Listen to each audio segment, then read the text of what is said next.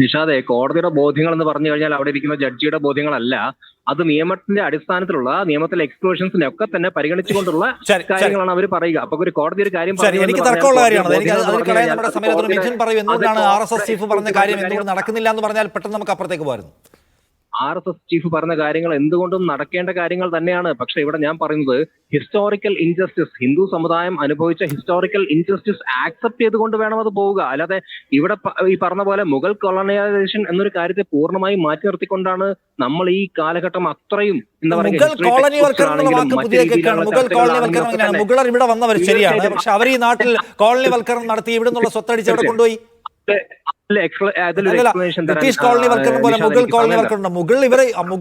Mughals ഇവിടെ ഉണ്ടായിരുന്നു, ഇവിടെ ഭരിച്ചു, ഇവിടെ ജീവിച്ചു, ഇവിടെ മരിച്ചു. ഇവിടുന്ന് എവിടെ കൊണ്ടുപോയത്? ബ്രിട്ടീഷുകാർ കൊണ്ടുപോയതുപോലെ ഈ ശശി തരൂരിന്റെ ദീർഘപ്രഭാഷണത്തിലേതുപോലെ ബ്രിട്ടീഷുകാർ കൊണ്ടുപോയത് എവിടെ കൊണ്ടുപോയി അവർ സ്ഥാപിച്ചത്? എവിടെയാണ് മുതൽ കൊള്ളയടിച്ചുകൊണ്ട് പോയത്? എവിടെയാണ് നിങ്ങൾ ഈ പറഞ്ഞ പോലെ വലിയതുള്ള ഇസ്ലാമിക വൽക്കരണം നടപ്പിലാക്കിയത്? എവിടെയാണ് ഹിന്ദുക്കളെ ജീവിക്കാൻ സമ്മതിക്കാതായത്? ഇതിനൊക്കെ ചരിത്രരേഖ വേണ്ടേ? നിഷ, ഞാൻ ഈ പറയുന്നതൊക്കെ എന്റെ തോന്നിയ പോലെ ഞാൻ വിളിച്ചു പറയല്ല. ഇവിടെ ഫ്രാൻസിറോ ബെർണിയർ അല്ലെങ്കിൽ ആഗ്നസ് മാഡിസൺ അല്ലെങ്കിൽ മീനാക്ഷി ജെയിനെ ഒക്കെ പോലുള്ള അല്ലെങ്കിൽ ഇർഫാൻ ഹബീബിനെ പോലുള്ള ആളുകൾ പോലും അംഗീകരിച്ച കാര്യങ്ങളെ മുൻനിർത്തിക്കൊണ്ടാണ് ഞാൻ ഈ പറയുന്ന വാദങ്ങളൊക്കെ തന്നെ. അപ്പൊ അതിൽ മുഗൾസ് ഇന്ത്യയിലേക്ക് വന്നു. അല്ലല്ല ഞാനിവിടെ പറഞ്ഞത് എനിക്കൊന്ന് പൂർത്തിയാക്കാനുള്ള സമയം തരും. എന്ന് പറയുന്ന വ്യക്തി, ബാബർ എന്ന് പറഞ്ഞ മുഗൾ ചക്രവർത്തി ഇന്ത്യയിലേക്ക് വന്നു. ഇന്ത്യയിൽ അദ്ദേഹത്തിന്റെ രാജ്യം സ്ഥാപിക്കുന്നു. പക്ഷെ അദ്ദേഹം ഇവിടെ ചെയ്ത കാര്യങ്ങൾ എന്താണ്? അദ്ദേഹം ഇവിടെയുള്ള സ്വത്തെല്ലാം ഇന്ത്യയിലെ ആളുകളിൽ ഡിസ്ട്രിബ്യൂട്ട് ചെയ്യുക അല്ല ചെയ്തത്. അദ്ദേഹം ഇവിടെ നിന്നുള്ള ഈ എന്താ പറയുക, ഈ ഇവിടുത്തെ വെൽത്ത് എല്ലാം തന്നെ ഡിസ്ട്രിബ്യൂട്ട് ചെയ്തത് പലപ്പോഴും ഇസ്ലാമിക് ഐഡിയോളജിയിൽ വിശ്വസിക്കുന്ന സ്ഥലങ്ങളിലേക്കാണ്. അപ്പം ഫോർ എക്സാമ്പിൾ ഞാൻ ഒരു ചെറിയ ഉദാഹരണം പറയാം. ഹജ്ജ് കോണ്ടിനെന്റിന് വേണ്ടിയിട്ട് അദ്ദേഹം ചെലവഴിച്ചത് 6 ലക്ഷത്തോളം, അന്നത്തെ കാലത്തെ 6 ലക്ഷത്തോളം ഉള്ള ഒരു തുക വരുന്ന. അതിനിപ്പോ അന്നത്തെ രാജാക്കന്മാർ, ഇപ്പൊ നമുക്ക് നോക്കൂ, തിരുവിതാംകൂറിലെ രാജാക്കന്മാർ കോടാനുകോടി രൂപയുടെ സ്വത്തുണ്ടാക്കി വെച്ച് അവരുടെ ക്ഷേത്രങ്ങളിൽ കൊണ്ടുപോയി അത് തൃപ്പടിപ്പാദം വെച്ചിട്ടില്ലേ? അതിന്റെ വാക്ക് എനിക്കറിയില്ല. അതായത് അവരുടെ കുടുംബ സ്വത്താണോ? അല്ലല്ലോ. അപ്പൊ അന്നത്തെ രാജാക്കന്മാർ പൊതുവായ മുതലെടുത്ത് അവരുടെ വിശ്വാസത്തിനൊപ്പിച്ച് ചെലവാക്കുക എന്ന് പറയുന്നത് സാധാരണ സംഗതിയാണ്.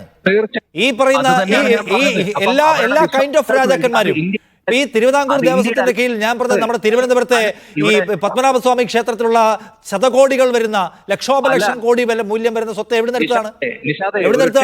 അത് ഈ രാജ്യത്തിന്റെ മുതലാണ്, ജനതയുടെ മുതലാണ്. പക്ഷെ അവരവരുടെ വിശ്വാസമാണ് സമർപ്പിച്ചത്. അത് ഇത് മാത്രം ഇങ്ങനെ മുറിച്ചെടുത്ത് പറയല്ലോ.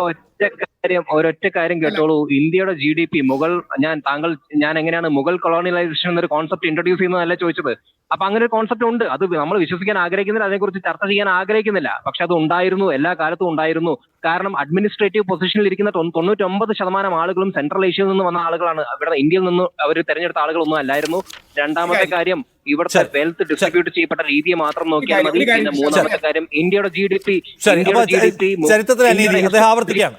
ശരി, ഈ ഹിന്ദുക്കളോട് ചെയ്ത മഹാദ്രോഹത്തിനെ കുറിച്ച് നമ്മളിപ്പോ സംസാരിക്കേണ്ടതുണ്ട്. അതിനൊരു ഇൻജസ്റ്റിസിനെ കുറിച്ച് സംസാരിക്കേണ്ടതുണ്ടെന്നാണ്. അല്ല രാഹുൽ,